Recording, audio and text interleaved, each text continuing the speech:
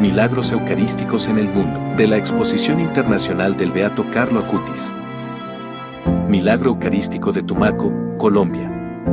El 31 de enero de 1906, los habitantes de una pequeña isla del Pacífico sintieron a las 10 de la mañana un fuerte terremoto que duró alrededor de 10 minutos. Entonces, todo el pueblo corrió a la iglesia para suplicar al párroco, el padre Gerardo Larrondo y al padre Julián, que organizaran inmediatamente una procesión con el Santísimo Sacramento. Mientras tanto, el mar avanzaba, habiendo ya cubierto cerca de 1,5 kilómetros del litoral, con la amenaza de formar una inmensa ola. El padre Gerardo, atemorizado, consumió todas las hostias consagradas de la Píside y conservó solo la hostia magna. Luego, dirigiéndose al pueblo, exclamó: «Vamos, hijos míos, vamos todos a la playa y que Dios tenga piedad de nosotros».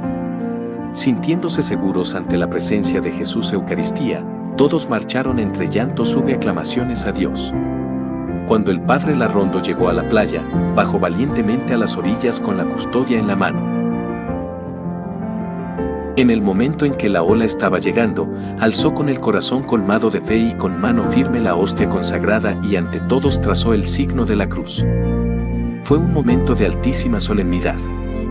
La ola siguió avanzando, pero antes de que el padre Larrondo y el padre Julián se pudiesen dar cuenta, la población, conmovida y maravillada, gritó: «¡Milagro, milagro!».